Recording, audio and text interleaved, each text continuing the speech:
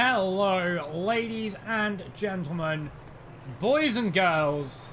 We are here for round 4 of the ACC RP series, coming to you from the virtual East Midlands. We are just a couple miles away from virtual Nottingham, right at the end of the runway of East Midlands Airport, for a race around this iconic British circuit, once known for, well, many races in fact, now known as a hallmark of the GT calendar in British GT in the real world, and it is surely going to give us an amazing race today as we get the drone cam and we see the cars leaving for what is going to be a amazing qualifying session. I think 4 cars leaving there, one of them Martin Kovacs, Chris Lurks, Robin Moe, and I think Trainboy 2005 as well. As we look up the pit lane, 11 cars signed up for today's race across our 3 classes. Should give us a very interesting round to look forward to at Donnington Park. The weather during practice was very, very sunny. Here are the windows, which, fun fact about Donnington Park, these windows here in frame are the media suites, where the commentators sit, so we'll imagine a little virtual me sat in one of these. I think this one. And in the paddock as well, you can see the virtual SRO Hospitality Tent and Garage 39 Cafe there as well. If anyone ever goes to the real world Donnington Park, just know that that cafe does some amazing food. Yeah, you know, that is something that I will say is that cafe does really, really good food. Because an interesting fact about myself in my own race marshalling experiences, Donnington Park is one of those circuits I have been to, in fact, for British GT as well. So going from last year, the real world British GT with the GT4s and GT3s, now here for the virtual RP series in the GT3 machines as well. It will be interesting to see how our drivers will contest this circuit, just how much of the runoff on turn 1 they'll use. And here we're getting on board lap with Chris Lutz, the 158 Porsche, as he comes out of Redgate, then down the hill, very twisty, very bendy, into a very, very tight right-hander. Get as much of that inside curb as you were physically allowed under what was the bridge. No longer there. Now I believe it's in someone's garden. Then up to turn 9, right hand, get a little bit of the outside curve as well. As you then come up to Cops, the right-hander, a lot of people know, uphill, you're sort of blind going into it until you're in it. And then a little flick to the right and down the straight towards the chicane, sorry. Quick throw left, quick throw right, let the car go, don't attempt to overcorrect it or you will hit the barrier. Into the Melbourne hairpin. Tight right-hand hairpin, you want to get on the power as early as you can, sorry. Into the final loop. Final hairpin to round off a lap. We're looking around the 20s, in the realm of the high 20s for a lap here for our platinum drivers. And as we see there, pole position on the first laps is tied, but the track is greasy, so it should actually start to improve times as well. 1:29.640 our top time so far, tied between Robin Moe and Chris, the number 3 and 158 Porsches respectively. And someone that will be wanting to come and put on a good performance is this driver here, Martin Kovacs, driving the My Little Pony Aston Martin. As you can see, he's just hoping maybe to try and get a bit of toe off of Robin Moe down the straights, but obviously the downside with toe is if you get it, you want to make sure that you're not catching up too much, because otherwise you'll then be stuck behind another car trying to get an overtake done when you're on a lap, which is not ideal.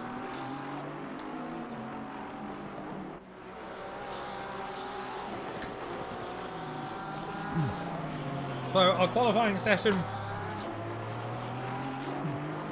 with 15.5 minutes just under left to go. Robin Moe there puts in a lap, and then so too does Kovacs, going provisional pole, a 1:27.992, as the track now switches to fast. So we've dried the circuit out as much as we possibly can, and we'll see the times starting to improve. We've got 5 platinum, 3 silver, and 4 bronze drivers.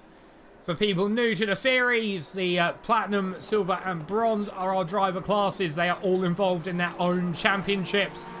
For points, where you have to more or less imagine it as 3 races happening in the one big race. The platinum drivers score points on their platinum position, the silvers on their silver position, and the bronze on their bronze position.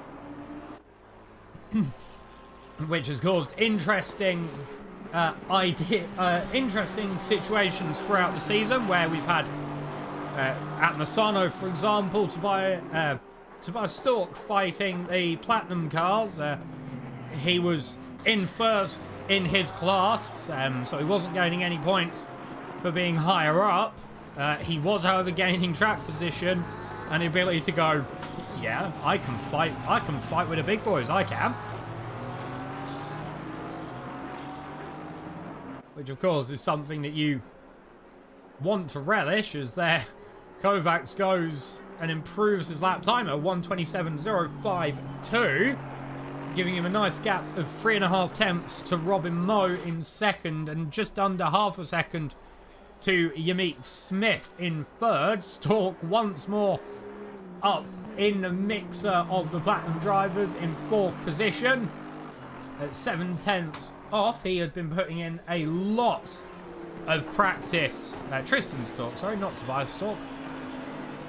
He'd been putting in a lot of practice today, getting that McLaren 720S acclimatised to the circuit, getting himself ready and raring to go too. And there we see, oh, was that an incident that we just saw there? We'll jump back and have a look at it. It was Yamik Smith involved. This was up towards turn 9. I believe we can see the Nissan there of Ballarat there, and then into turn 9. Oh, that was a big one, that one, right up the rear bumper of the Nissan. Probably quite a lot of damage there to the front of that Bentley that that has had to mean there is a return to garage. I think the Nissan actually kept going after that collision as well. It looks like it, and there would likely be a lot of rear end damage. Yeah, you can see that the rear bumper is hanging on as Stork there coming through to finish his first run. Currently P5 with 1:27.592. Under a tenth off of Yamik Smith and Chris Liut as well. So that is something that he'll want to improve on, I'm sure, especially because he's got Randall one position behind the number 18 Porsche. Another silver driver as well, which means, unlike Misano, he's going to be under pressure.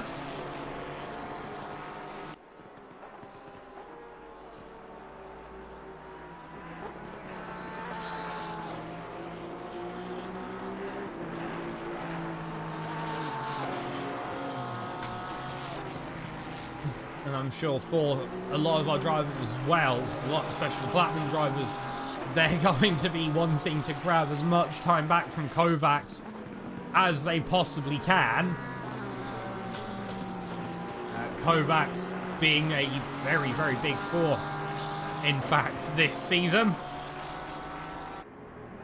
And for a lot of drivers, they will want to make sure they're getting as much time, as many positions ready and going just to try and possibly take the win of the championship. We're at round 4, so it's this race and 2 more left to run. Donnington Park this round, followed by Spa-Francorchamps next week, and Brands Hatch being our final race of the season at Brands Hatch. So another iconic British circuit on the 3rd of March, which a lot of things will be happening, I feel. And looking at the scores at the minute as well, in Platinum, we've got Martin Kovacs leading the championship there on 54 points, followed by Pierre Moreno, who is not at this round today, on 39. Yamik Smith and Thomas Jack tied in 3rd on 37.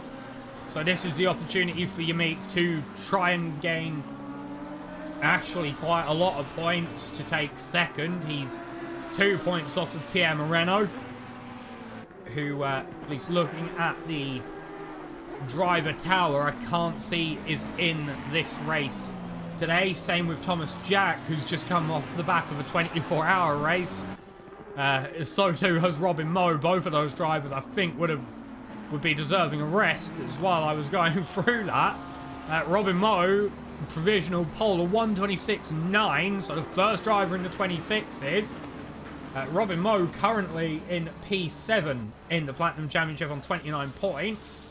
From 4th position at Hungaroring, a DNF at Paul Ricard, and then 2nd place at Misano. Then we look in silver. Tristan Stork leads that championship, followed by RLY on 40 points and Daniel Scott on 34, with Randall on 20. So that championship is wide open. I mean, really all of them are, to be honest. There's only 34 points separating Randall from Tristan Stork. Keep in mind it's 20 points for a win, 17 for 2nd, 14 for 3rd, and 12 for 4th. And then in bronze, it's Gottlieb currently in the lead of that championship on 57 points, followed by Frederick Schoblam, the driver we're looking at now, on 51. So there's only 6 points between these two drivers, and it's a 3-point difference between 1st and 2nd. And then it's a 6-point difference between 1st and 3rd. And then 3rd in that championship is Nilsson on 31 points. Then Nicholas Van Gelu in 4th on 26. And Miguel Koch in 5th on 23 points.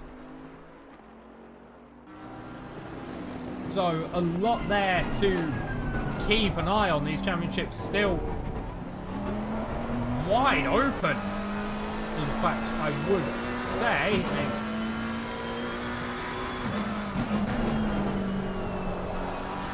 Yeah, so it's here is how the points table goes. It's 20 for 1st position, 17 for 2nd, 14 for 3rd, 12 for 4th, 11 for 5th, 10 for 6th, 7th is 9, and 8, 7, 6 from 7 through to 10th, and then 5 from 11th all the way down to 20th.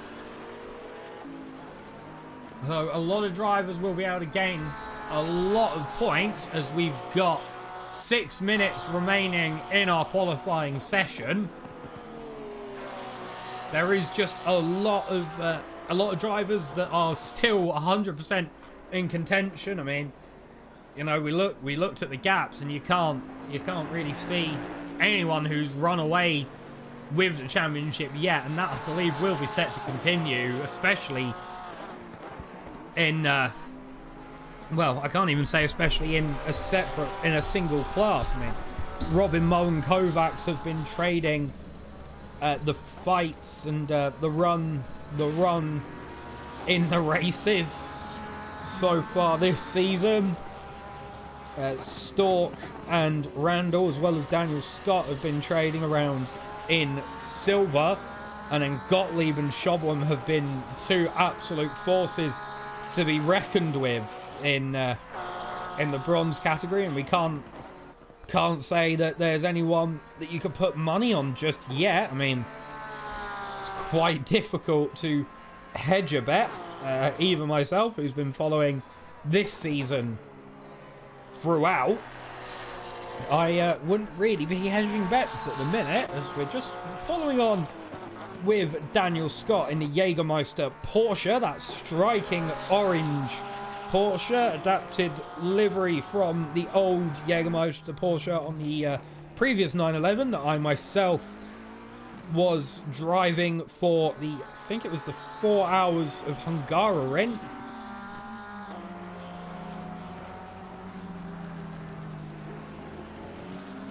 With a fellow driver, commentator and steward, James Andrews.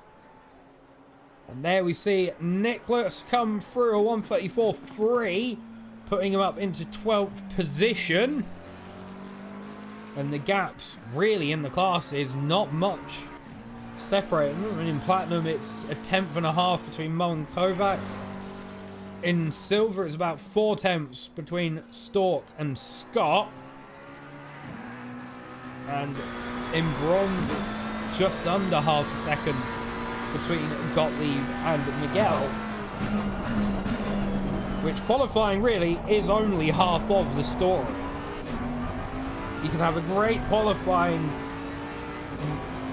car, a great qualifying setup, but there's no points available here. You've just got to make sure that when it's time to race and when that green flag falls, that you're ready to go and your car is ready and set up and able to take the race by the horns, and that you're able to keep out of trouble, keep the racing fatigue at bay, which around Donnington Park, quite difficult in fact to do. I mean, a lot of the corners, they look very inviting, look like you can take a lot more speed through them than you actually can. And that can lead you into all forms of strife.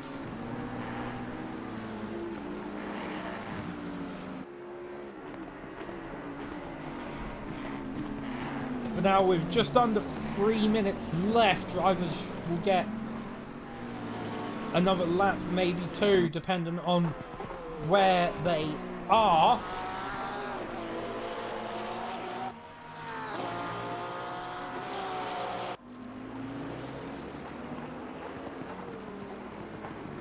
And I'm sure for a lot of people, those 2 laps will be very, very useful. Just as final ones, the car should now be in their stride. The drivers should have got fully acclimatized with the circuit, getting ready for quick laps. I'm not sure if the track state is going to change. It's still on fast. And we have seen the lap times come down from the start. We've gained about a second just over with the track states.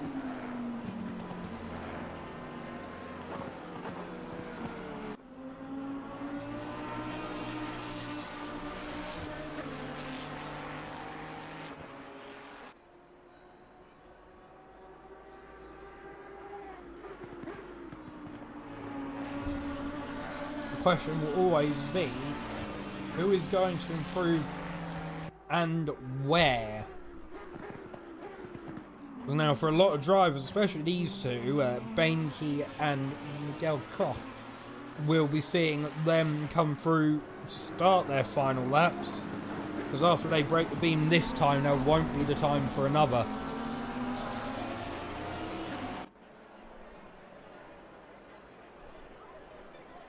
Bainke across the line, a 127.8, so it's not an improvement.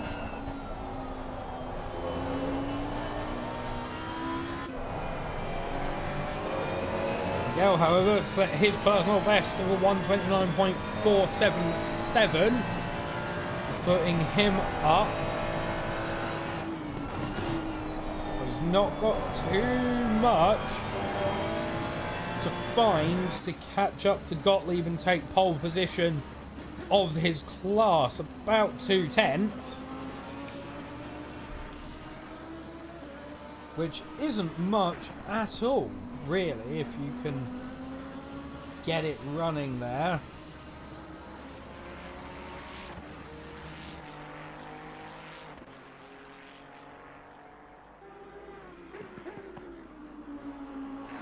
We are coming up now to the final few seconds. The flag has come down, so for the drivers on circuit, this is their final lap. Frederick Schoblem be under pressure, I think, on the run down to the chicane, or maybe the Melbourne hairpin, by Kovacs, who's got 800ths to find, but I don't think that's the best place to come across a Bentley. It doesn't look like it. But for Kovacs, who's losing time, Frederick Schoblem moves off. And I think Kovacs there would have lost plenty of time, I think is probably not the word for it, but you know, enough time to solidify Robin Moe in the lead. And yes, it does. Robin Moe, provisional pole. So here is your overall. As you can see, Robin Moe takes pole position in platinum with a 126.680. Kovacs follows behind on a 126.760. And then it's Chris Liert, a 127.047. Yamik Smith, a 127.155. And rounding off the platinum class is Bainke, who's starting P6 with a 127.755. Into the silver class, it's Tristan Stork taking pole position there, 127.332, followed by Daniel Scott, a 128.067, and Randall, a 128.232. And in bronze, Miguel Koch actually taking pole position there, a 129.212. Justin Gottlieb coming through in second there in the 36 Lexus with a 129.260. Frederick Schoblem in third, a 132.490. Nicholas Vangelo, a 133.030. And Bailick in the 410 Nissan GTR, a 134.867. Looking at our practice times, we can see the best lap in practice was set by Kovacs, a 126.305, and Robin Moe with a 126.540, which slower than our qualifyings, really.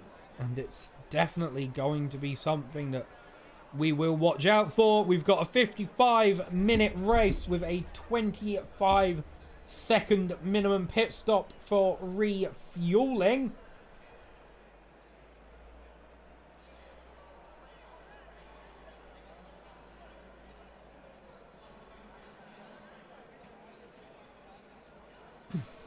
And looking at what is going to be the case of today's race, it's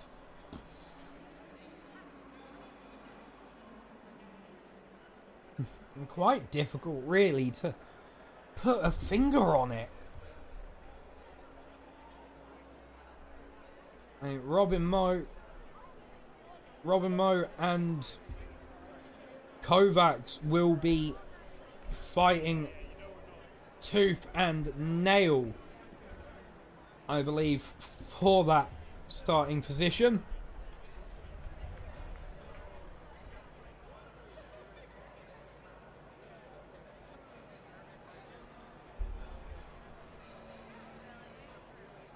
As they always have done in the past. as we get off for the formation lap. Double file rolling start.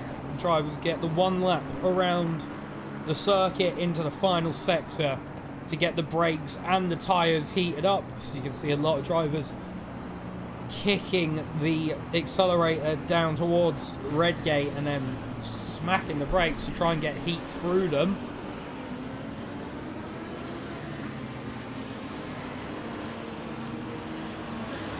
There's always a way to do it. You want to make sure the brakes are up to temperature, the tyres are up to temperature, so then you've got as much braking power as you possibly can have, as much cornering as you possibly can have, especially here with Redgate at turn 1. It is quite easy, if the car's not as ready as it can be, for there to be issues out of the first corner.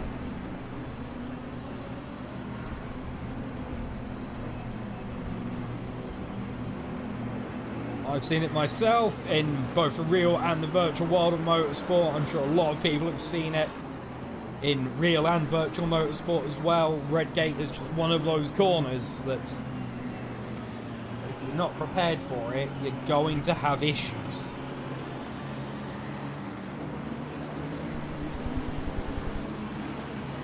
As we see the top 3, the Aston Martin flanked by the Porsches. They're all having weaves. There's, I think, 2 different methods at play here. The quick and simple jiggle, and then the all the way across circuit go as Robin Moe decides to hit the tyre. I'm not sure if that's done damage to the Porsche. In fact, that might be the exact opposite of what he wanted, was to hit the tyre bundle. Because if that has done damage to the front of the Porsche, that might actually cause some aerodynamic loss. Which I know I shouldn't laugh, but that was beautiful timing. And that was what I was saying with making sure the cars were ready, because the more grip you have available does come from the heat and the pressure. But as we get ready to go green, it'll be Robin Moe leading them side by side down towards the line. And the marshal's getting ready, and we go green at Donnington Park. Robin Moe looks to already try and cover off the outside from Kovacs, but is he going to hold the position through the first corner? He is. But it looks like Chris is getting a little bit crowded there down the hill. It looks like Chris might lose the position to the Bentley as we get more drivers down the hill as well. Gottlieb has pulled out into the lead of bronze as well. And Frederick Schoblem has pulled out into second, as we already see Michael Randall and Bainke fighting. And 2 up the front, we see Robin Moe and Kovacs having a bit of a side-by-side tussle as well. But it looks like Robin Moe comes out in front of that one. But it might not be for long. I know with Kovacs, he has got a lot in the tank. He's able to have an explosive start at the beginning of the races and then also an explosive run. But he gets the run out of the chicane. He'll have the inside into the Melbourne hairpin. Here's a question though, will he hold it, or will Robin Moe be able to get the power down? Just stay alongside him, maybe. It looks like the traction control of the Aston Martin might have actually let him down a bit, because Robin Moe holds that position really well. In fact, and Kovacs, he got one amazing run out of the chicane. But there was just enough power in that Porsche and just enough allowance with the traction control to get a gap built up again and to make sure he was able to be ahead by the final loop. And now Yamik Smith in the Bentley is looking on the rear end of the Aston Martin Two iconic GT names, in fact, Bentley and Aston Martin. One makes quite nice, sleek-looking sports cars, and one makes boats. I don't know. And now, your Meek Smith will be trying to gain a bit more, but just let's see if Kovacs will get that same run out of the chicane. Doesn't look like he got as good of a run as last time round. But he is still gaining ground to the Porsche.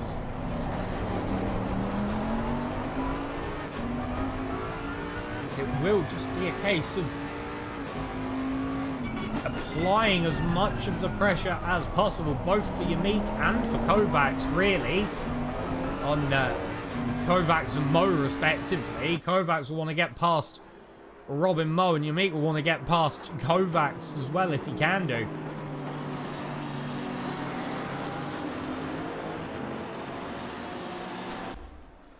But as we get into next few laps, maybe the drivers will have a bit of relative calm just to run the cars out. Remember, there's a 25-second minimum stop for fuel in today's race.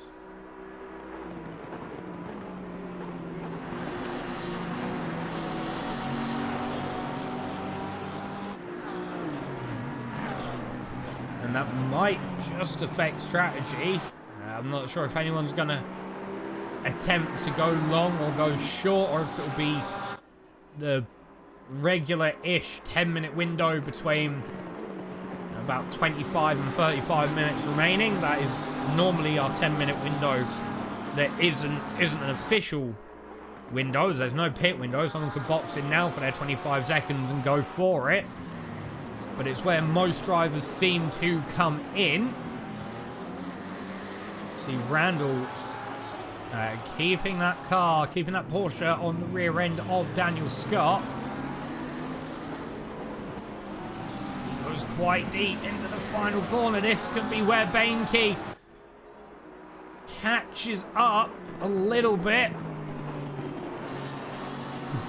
Enough to get the slipstream on the Porsche down the straight towards Redgate. Now maybe enough time to just keep the car on the rear end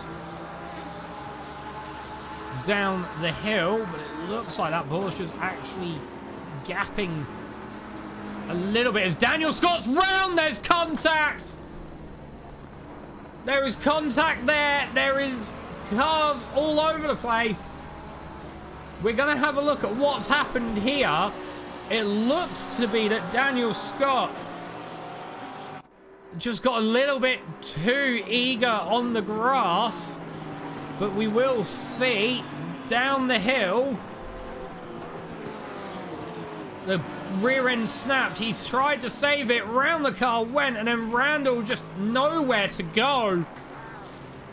Really, that was big case of wrong place, wrong time. There's damage on the right-hand side of that Porsche from the contact, and there's damage on the front end of Randall's Porsche as well.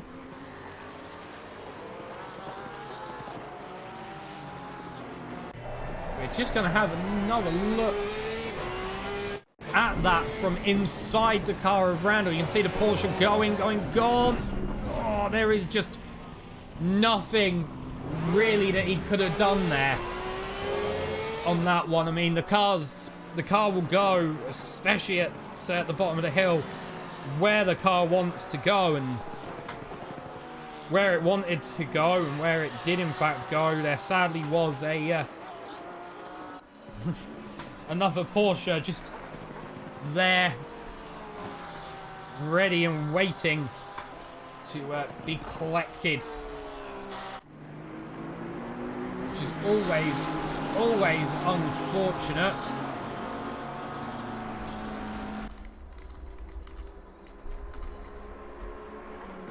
Now we see Kovacs. He's trying inside into the chicane.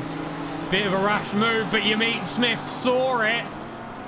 That has lost Robin Moe all the way down now into the hairpin. There's a bit of contact between Kovacs and Liucht as well. Looks like Robin Moe will be coming out. There's still a bit of gentle door nudging. Robin Moe down to 4th, and now you meet Smith up to 2nd. They're just accordioning through the final loop, but it looks like Kovacs comes out in the lead of that one.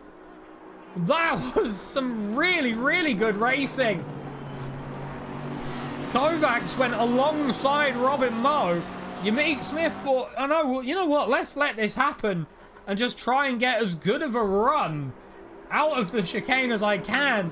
And that has actually helped him leapfrog up to 2nd and be right on the rear bumper of Martin Kovacs as well.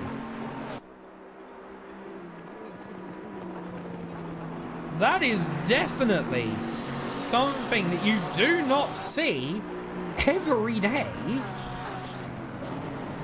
In fact, it was just an overtake into the chicane and another driver just go, you know what? I fancy my chances here.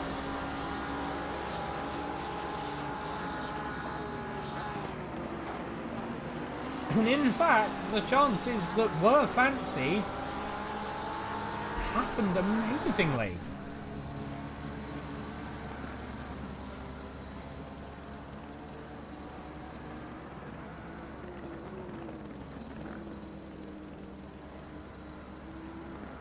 As Opera is just deciding to be the slowest internet browser in the world while I'm just trying to get the chat up. I will be keeping my eye on chat if I can.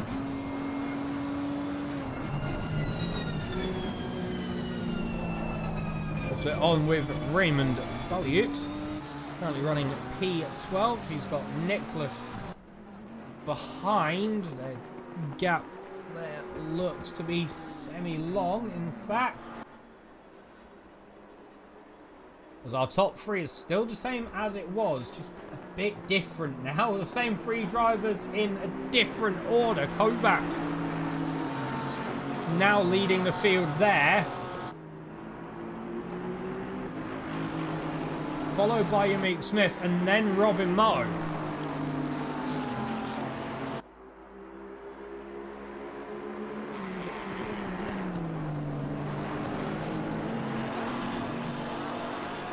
Three temps separating the drivers. 4 temps now as I say that, as they break the beam into the 3rd sector down round the Melbourne loop. It looked like the Bentley seemed quicker through there. The Aston Martin seems to be losing a little bit. He's also keeping quite a tight line through. But if anything, that might help just get the power down a little bit earlier across the line. The gap has grown now to just under 0.6 either side.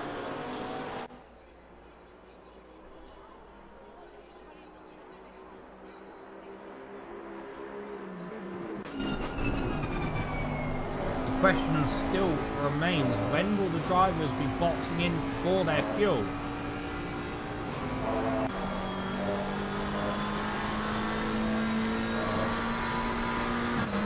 As we've got 44 minutes left on the clock. Remember, with GT racing, the race only ends when the leader crosses the line with 0 seconds remaining on the clock.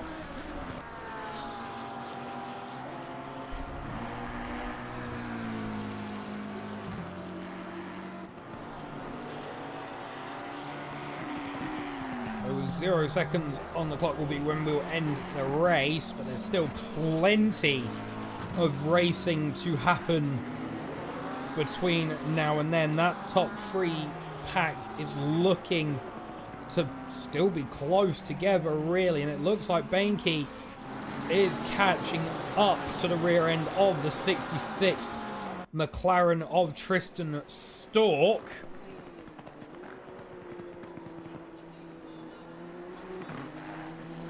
So, a lot really to be going on. The gap up the front has grown across the beam to 0.8 between Kovacs and Yamik Smith. Kovacs will be more than happy to see the Bentley behind him and not the Porsche.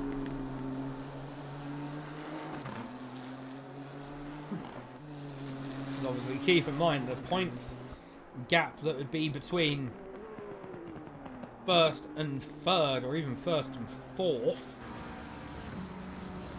Definitely something that Kovacs will know about. We're now back with our front three runners. It looks like it's staying about even, really. A lot of time between them in racing terms.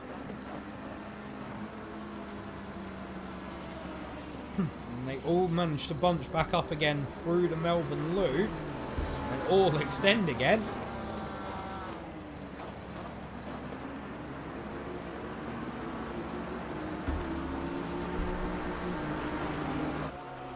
And this car in the background, the 158 No Big Deal car, piloted by Chris Lux.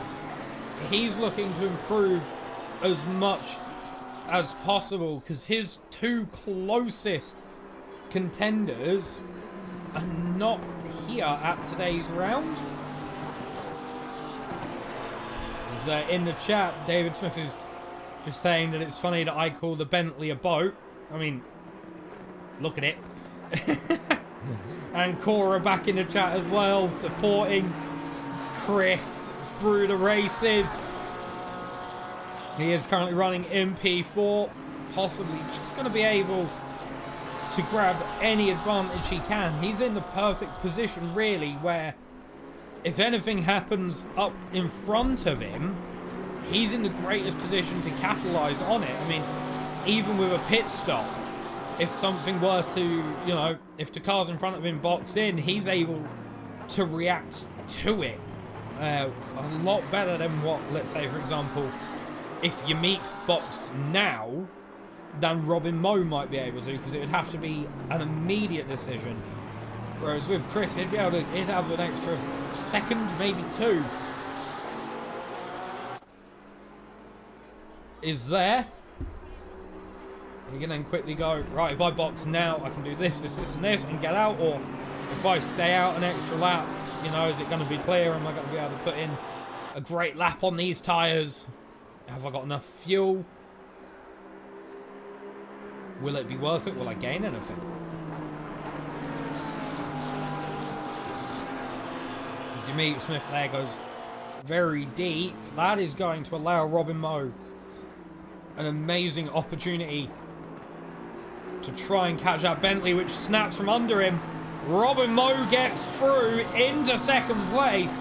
Now, here was what I was saying. Chris might be able to capitalise on it. Unique Smith has been quick, but the gap there now is 0.7 of a second. That Bentley, at the size of the Empire State Building, will cut a massive hole in the air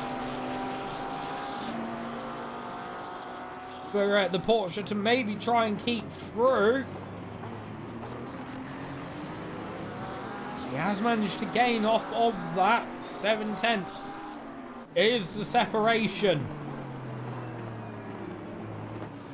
Turning our attention back down the field. Here is Daniel Scott, still nursing that damage. I'm not sure if there's any steering damage or if it's all just visual. But he's chasing the rear of Gottlieb, because now keep in mind he is about 15, 16-ish seconds off of Tristan Stork, the leader of the class, and has just under 2.4 seconds of a gap between himself and Randall. Now let's look down straight. Is that wheel being held steady? It is. So I'm not too sure. I don't believe Daniel Scott is going to have steering damage on that Porsche. I think the collision was just enough to really annoy the paintwork guy. Then out of turn 2, down the hill, it looks as if he's going to have taken that position quite well from Gottlieb. Gottlieb drops down to P8 overall, but still first in class. And just really shy of 9 seconds between second in his class, Miguel Koch. And now Nicholas is on the rear end of Ballarat, but they've also got the Platinum Field catching up. Kovacs goes down the inside at the final hairpin to get himself round, and then Ballarat pushes over as well, but that might mean that Nicholas will be able to take the position. Ballarat looks to the inside, but he has got Robin Moe side by side as they do make contact. Ballarat goes round, very quickly dives out the way. Yamik Smith takes off the circuit to get himself clear, but that gives Chris P3. Let us have a look at what happened again. Here we see Yamik just jumps round, and Robin Moe, a yellow flag for the Porsche. He's dropped back to the pits. What has happened there then for Robin Moe? I don't think we're going to know, because he's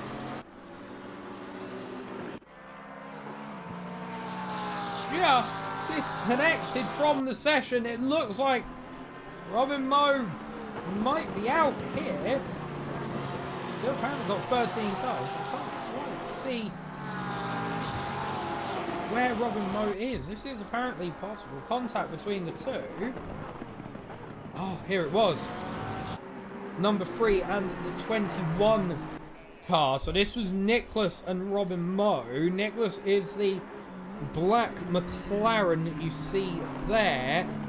So what's happened? Has the car gone? He's tried to save it. Oh, that is not what you would have wanted to see. The car was gone from under Nicholas, and Robin Moe just nowhere really that he was able to go. And that collision was just unavoidable. That promotes Chris up into P2 of today's race.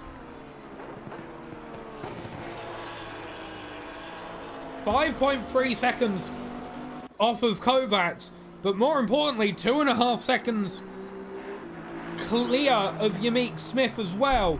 He is going to want to relish this opportunity that he's got clear track all the way in front to just be able to push and push and push and push and push and push to try and extend that gap and possibly give himself an easy pit stop as round goes Randall into the barrier. That's the car stopped. Let us have a look. This is on board. Watch the wheel. So he hits the curb and the car's just gone. Yeah, he's tried to hold it, pump the brake, but there was nothing that he could have done about that. That was just unfortunate for Randall, but I think that might be too much damage to the car to continue. As I've said, Donnington Park, very difficult circuit. It might look easy if you look at the layout, but with the elevation and how aggressively you have to take some of these corners, it definitely can trip you up. And I think in that case, it has done. There's now Gottlieb on Daniel Scott.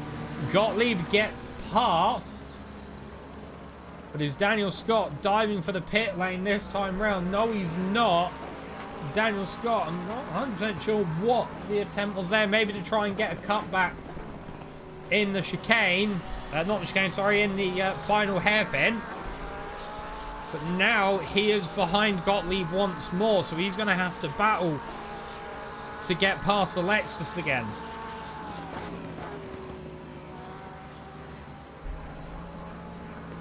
It looks like the Lexus got a little bit loose. Daniel Scott, 2 tenths behind.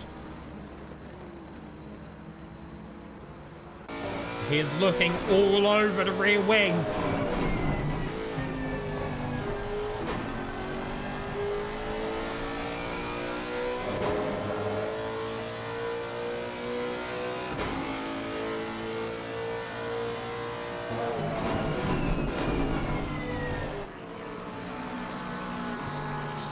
As we head down further forward on the track, we've got a yellow flag. It's for Miguel. He's gone off circuit there. Not too sure as to why. Possibly just outbraked himself.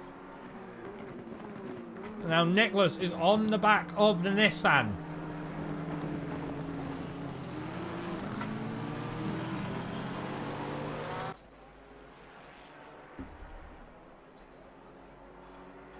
These two have been together this race quite a bit. Trading back and forth. The Nissan goes deep. That's going to allow Nicholas to get past. And here's the question. What will that do to the Lexus and the Porsche? Nothing, because the Nissan decides to just go, yeah, you know what, go past.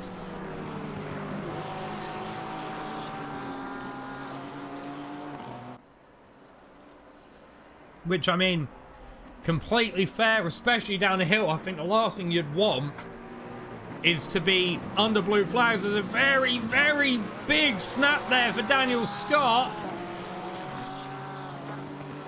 That is not what he would have wanted. That gap now has grown to 2 seconds from about 5/10.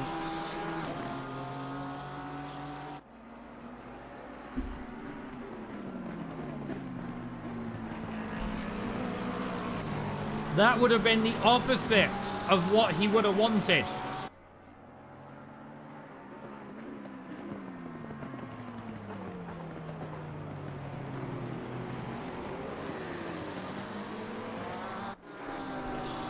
What this means now, there is a car and a Gottlieb to, like, another car and a Gottlieb to get past for Daniel Scott to try and climb up to P1 in class.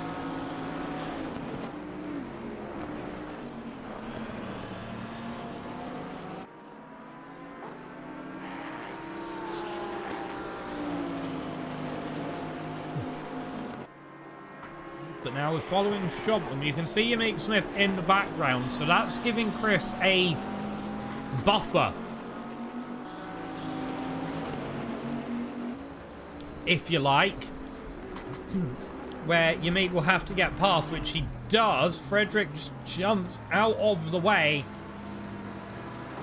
at the Melbourne Loop and then decides to test if the boat is any good at rally.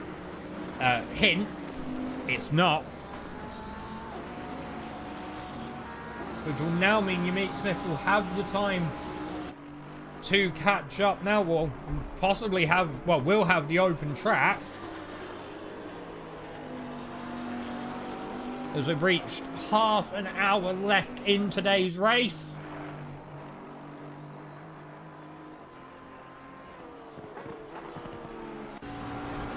Your current positions are as follows. No, they're not. We've got a yellow flag. It was Daniel Scott. I'm not too sure what had happened there with Daniel. But it looks like Daniel Scott has also retired from the race, meaning that the silver class now, the win for that, as long as he can finish, is a big snap there for Mike Bainke. But the silver class now would be in the hands of Tristan Stork.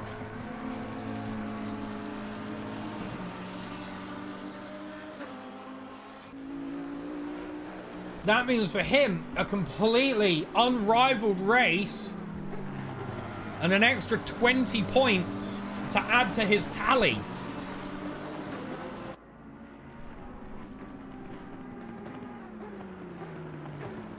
That would put him up to 74. Which would mean he would be 26 points ahead in the Silver Championship.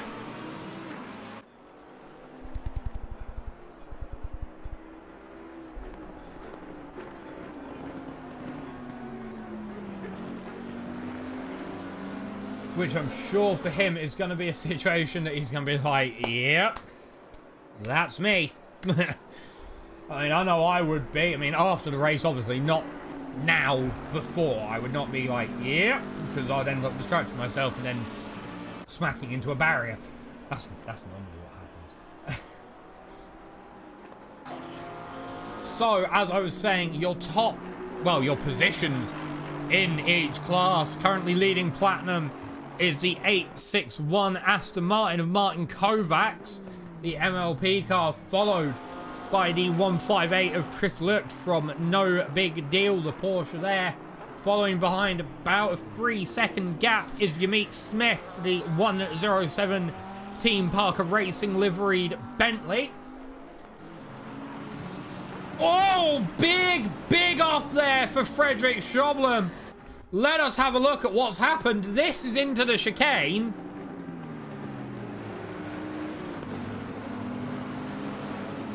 Oh, he's just hit a little bit of grass. And that has spat him right into the barrier.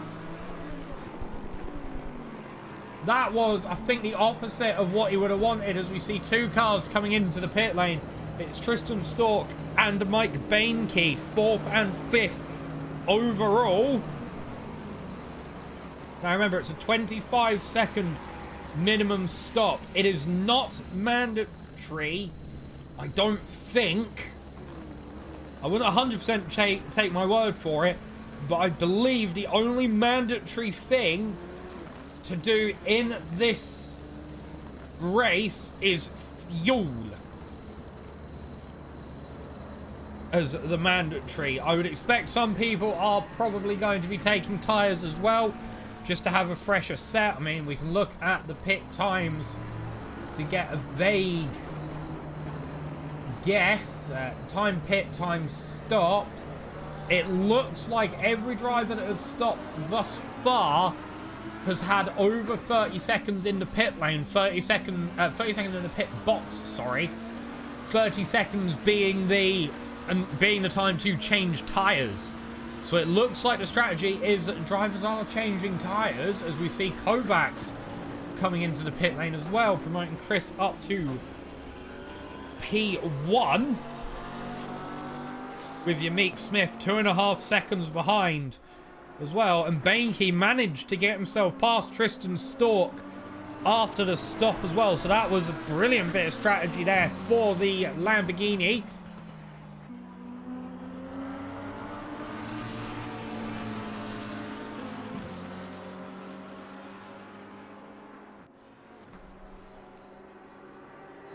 But now this is Platinum on silver, so it's not for points. This is just for track position and bragging rights.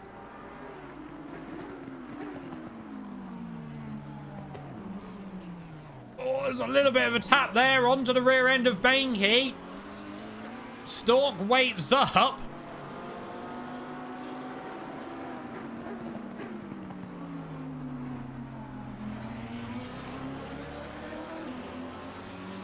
These two have now, in fact, pitted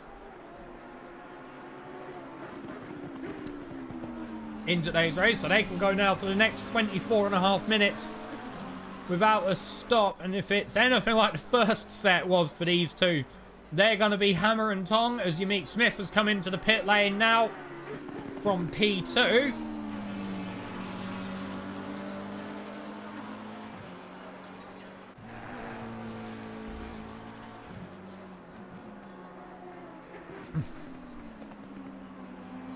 So the question will be, when will our current race leader on the road come in for his stop? I mean, he's 47.8 seconds ahead.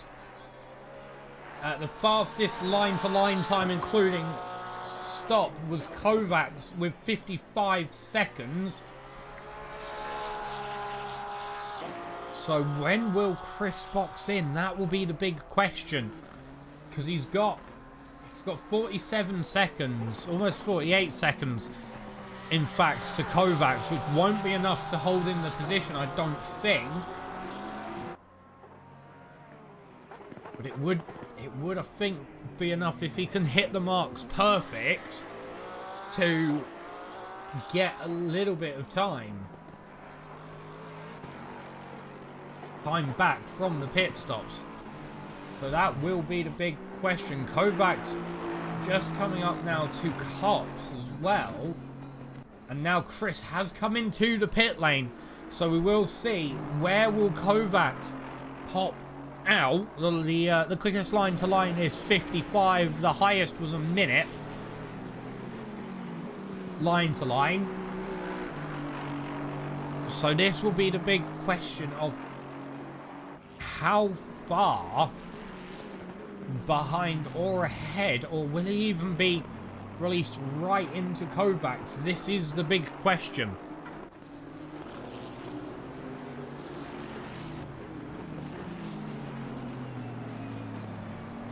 I'm not sure it will be enough. I don't think it is. No, it's not. Kovacs will take the lead once more as Chris has just been dropped from the pit box. In fact, and how long was that pit stop? That was a 55-second pit. Our quickest pit time so far, though, has been Yamik Smith, who has strategied himself up to P2. His pit time was 51 seconds. So I think Yamik, he will have to be the only driver who has not taken tyres, because everyone else has had box times of over 30 seconds, which in ACC, it's 30 seconds for tyres. That is how long it takes. But it looks like Yamik has just done fuel, because a 28-second stop, that gave him a lot of time. Really, it gave him an extra 4 seconds more on track and out of the pit lane than Kovacs, Chris, Bainke together.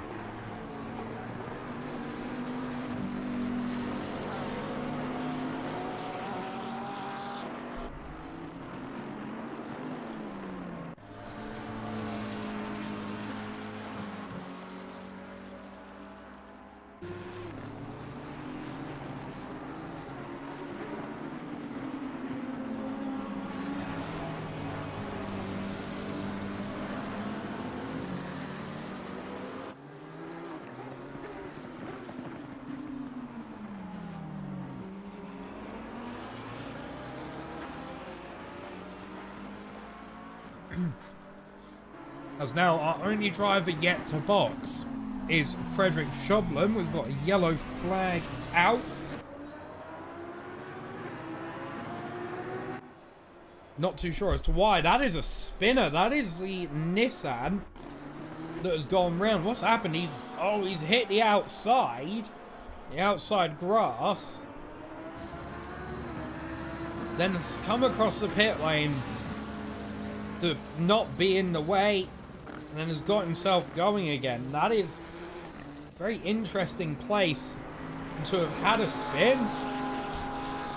Now we'll see the battle for P2 underway. 6 tenths separating the 158 from the 107.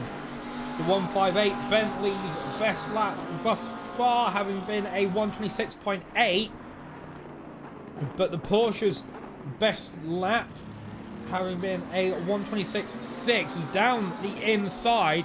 They will be side by side. Whose car will have more power though? That will be the question.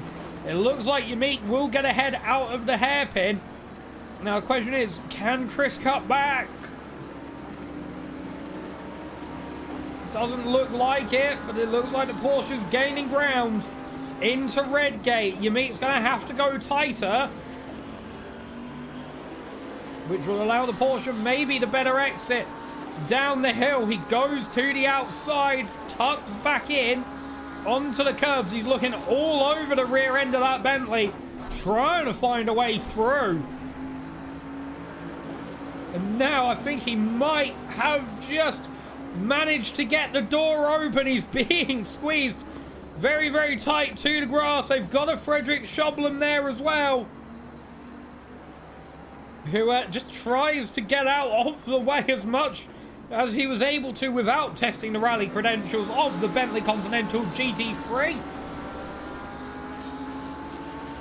And now with 3 tenths separating the Porsche from the Bentley, it will all be about now who will get the better exit from the chicane, then down to the run to the Melbourne Loop. It looks like the exits were pretty even. It looked like Chris got a little bit deeper into the Melbourne Loop, has lost a little bit of time.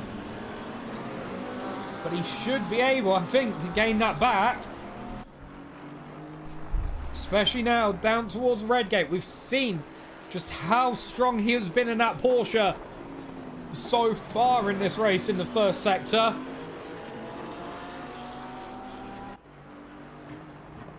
As we got a yellow flag, it's Stork and Bainke. What has happened here? Bainke is ahead of Stork. This is down into the final hairpin. Stork's on the brakes. Oh, he's just collected the rear end of the Lamborghini. He's held up and let Bainke take back the position, but that's going to be damage for the two cars. And now, back to this battle for second place. 2 tenths is the separation as we hit down onto the back straight towards the chicane once again. On the brakes, it's all about that exit here. It looks like Chris gets a bit of sand. That won't help. 4 tenths now as they run down towards the Melbourne Loop. On the brakes. On the brakes. Yamik goes a bit deep. Might just be attempting to get the power down earlier out of the corner.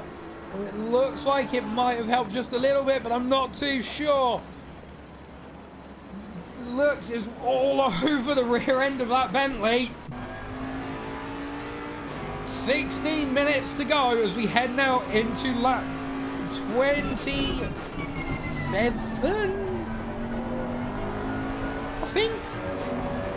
I think lap 27, but it is still 2 tenths of separation between the 107 and the 158. As we get down the hill, you can see just how close really 3 tenths of a second is. You haven't got a great deal of time to react. The Porsche attempting to take as much of the circuit as he possibly can on the brakes, gets a lot more of that inside curb. This should help him down the straight. Quite possibly. He looks, has a little bit of a look outside, but decides against it, which, yeah, I think is quite smart. And it looks like that exit from the chicane was a good one. 1 tenth. Here he goes down the inside at the Melbourne Loop. Has Chris taken the position? No, he hasn't. Yamik has managed to cut back, but they're still side by side. A bit of a door kiss now into the final loop. Chris will get the inside, but has the door been left open again? No, it hasn't. That is P2 for the 158 Porsche of Chris Lierks with 14.5 minutes left to go. I'm sure we'll soon have a message in the chat from Cora going, come on. And now it's just a case for him to just build on that gap to try and solidify that second place. He's got 12 seconds to climb to get to Kovacs. Not too sure with how long of the race is left. It would be just about under a second a lap to take out of the current race leader. But currently, Chris's best lap is the best lap of the session of the drivers that we've got left. A 126.6. Kovacs' best time, who's ahead, is a 126.687. So it is very, very possible that he could catch up, but he's going to have to be putting in lap after perfect lap after perfect lap. As we look further back, we've still got Bainke. Well, now Bainke is chasing down the rear end of Tristan Stork. As I said earlier, this is a cross-class fight. So there isn't any points to gain or lose by this, just track position and pride.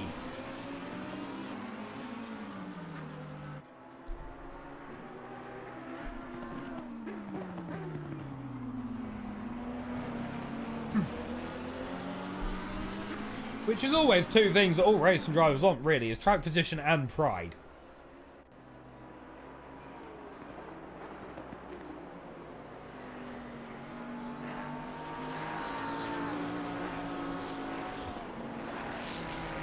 Just looking at the weather forecast, I think there should be a dry race all the way through the end. Some drivers were saying that during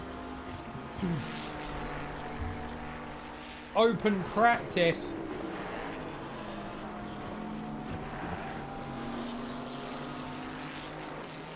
on the run up to the race, sorry, I should have meant that's what I meant by open practice. The servers are up from soon after the flag drops on this event.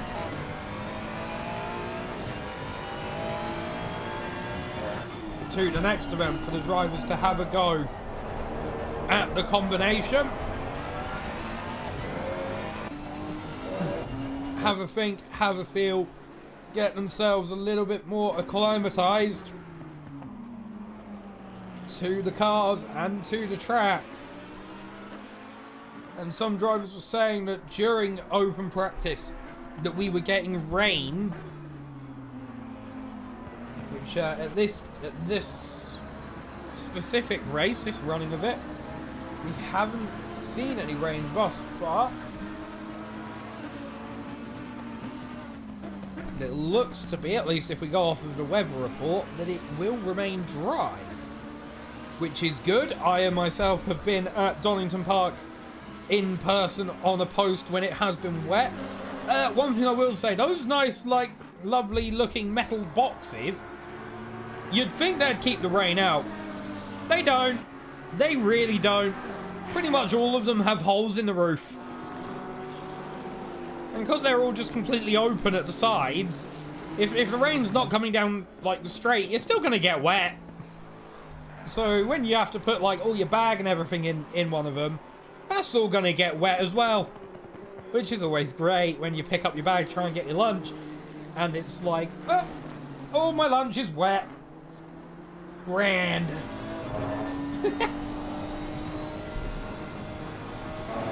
We're coming up now into the final 10 minutes. Bainke is 8/10 off of Tristan Stork.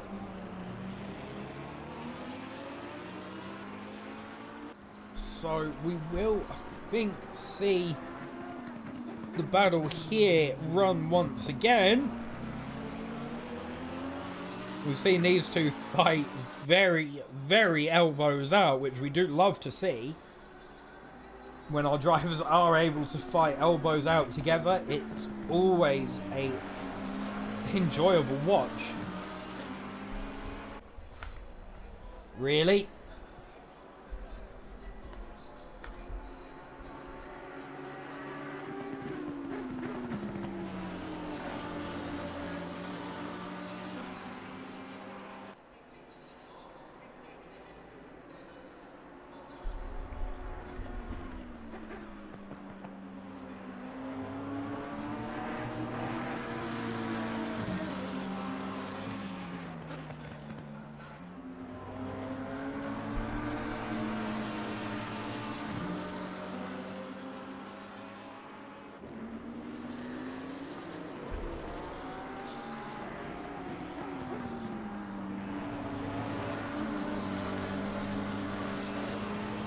Keep our eyes on this fight. They are looking to be staying very, very close together and side by side through the Melbourne loop, but it looks like the McLaren is going to hold it out just a little bit, but Bainke will get the inside into the final hairpin. It's all about who can get the power down and on.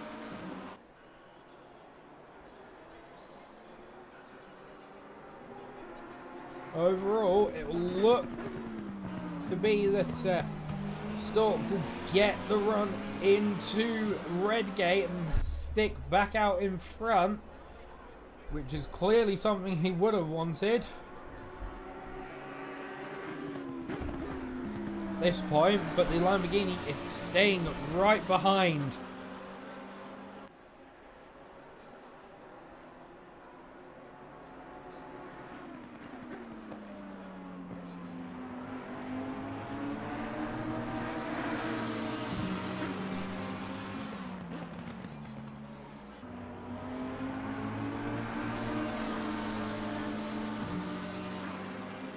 There's not too long left to go. Probably another 3 or 4 laps. More or less, I would say.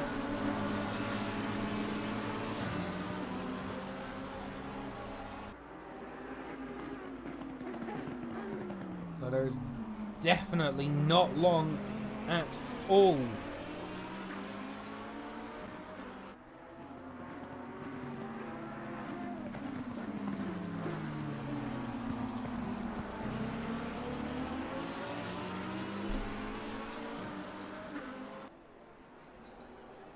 As it looks to be that Tristan Stork is holding on to 4th overall for another lap at least.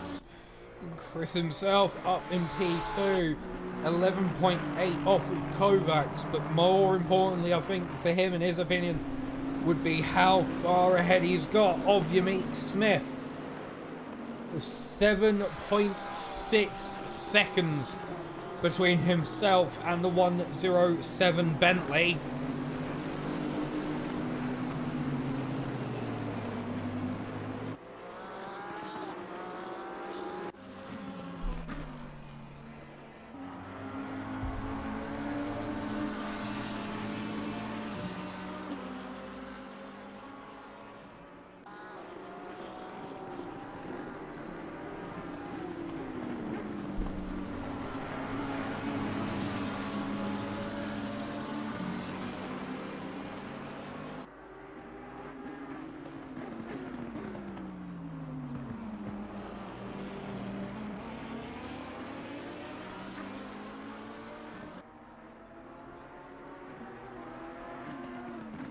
It will just now be a case of the final 5 minutes.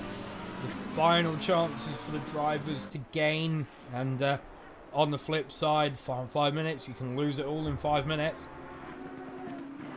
And for Bainke and Stork, it will be the case of who is going to get P4 overall. 5.5 tenths separating the 2 drivers across the line last time around.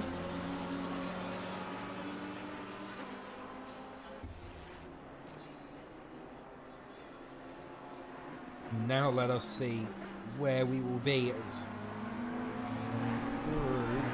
up now. The gap has extended, according to my timing screen, to over a second. 1.3 to be exact.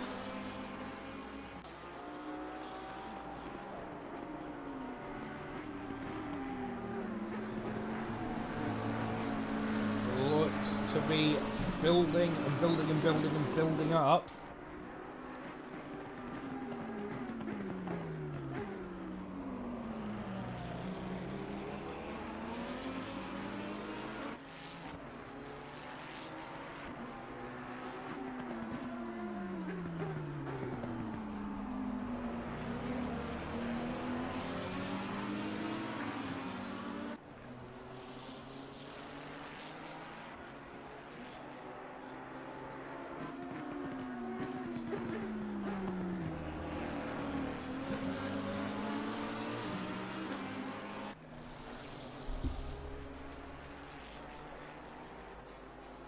Looking over, we will be seeing final pushes from the drivers. Bainke now back to within a second of Tristan Stork, according to the timing that I can see.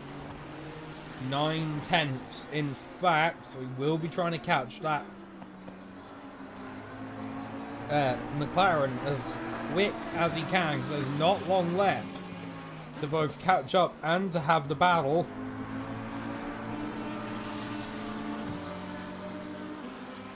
We'll see. 3 minutes left on the clock. Just where is Martin Kovacs? He is there, so I think we're gonna have this lap and one more, so we'll be ending on lap 37 of today's race. If Kovacs doesn't slow up throughout the lap, which I don't think he'll be able to. I don't think there's enough of a gap for him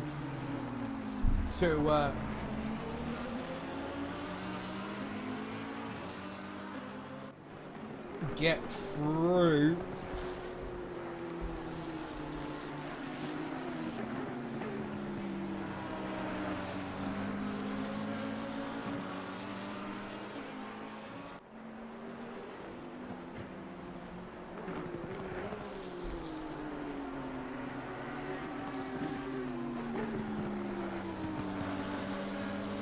And to affect the race, to be able to stop it one lap earlier, I think for Kovacs it will mean that he will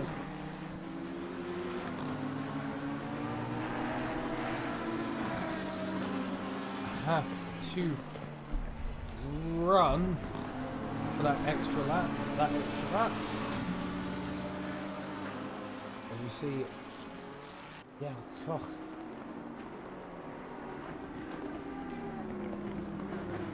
Going off the circuit.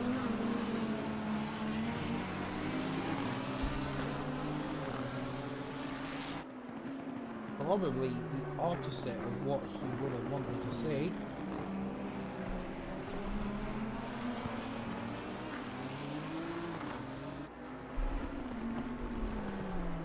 Especially because that will give him... It won't lose him anything, but it won't gain him anything either, as we now come across to... there will be, I think, one more lap. But one thing I would like to point out is the gain that Chris has made across the final few minutes. He's taken out a whole second from Kovacs. Still currently the quickest lap of the running cars, that 126.620. Last lap as well, fastest on the field, a 127.117, 3/10 quicker than what Kovacs had done the previous time around. And now Kovacs, his last lap, a 127.357 to start the final lap. 127.4 for the 158.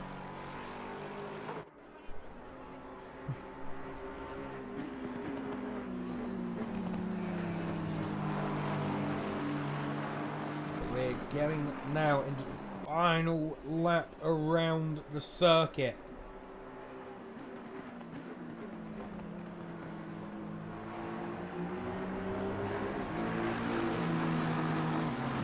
Kovacs currently running in the lead. The timer has now hit 0. So this will be the final lap.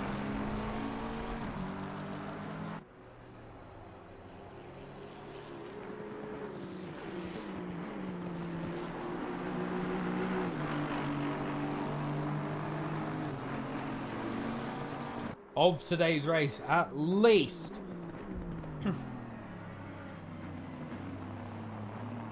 Into the Melbourne Loop for the final time, then around down the little straight to the final corner, through the final corner, and then across the line to take the victory here at round 4 at Donnington Park. It's Martin Kovacs to take the victory. That will help him massively in the championship fight, and coming through in second, which will also help him out massively in the championship fight, is Chris Licht, the 158 car. Gottlieb has come through to take the win of the bronze class in the Lexus. He's going to love that, because what it will also mean is Frederick Schoblem, I think, will be coming through in third in class, which will mean a 6-point gap between himself and Gottlieb. Gottlieb will love that, because those two were together in the championship. 6 points were separating them earlier on today, before this race, and now it will be 12 points separating the two drivers into round 5.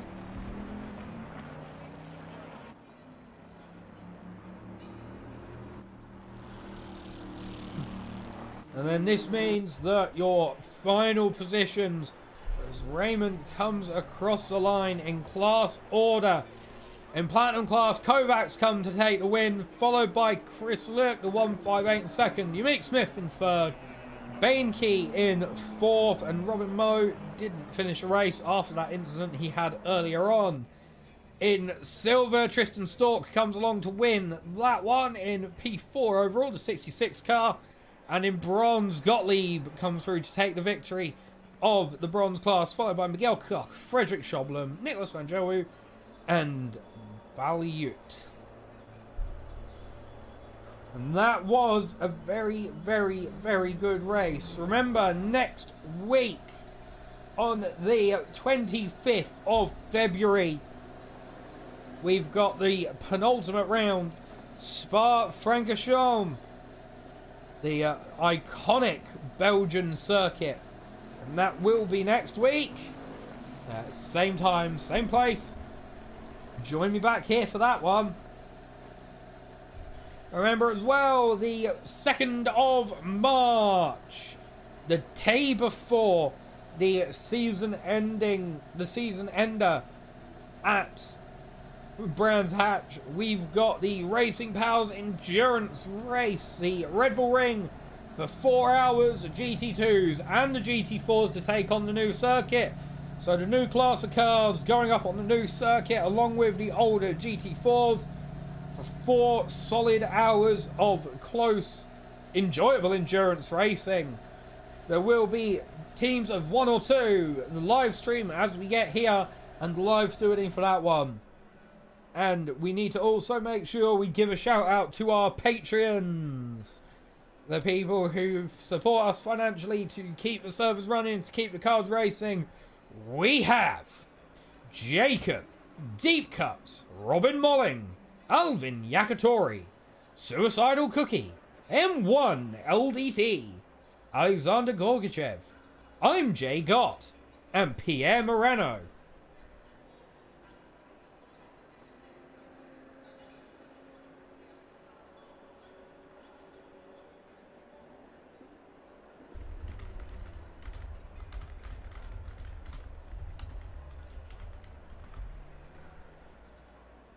And with that, that rounds us to the end of today's race. There will be a lot of time there'll be a lot of time, I think, for the drivers to run practice now. There's a week between here and Spa, so it'll be very, very interesting to see what happens. But until next time, thank you very much for watching. I have been Huski, and I'll see you here back next week for the next round at Spa-Francorchamps.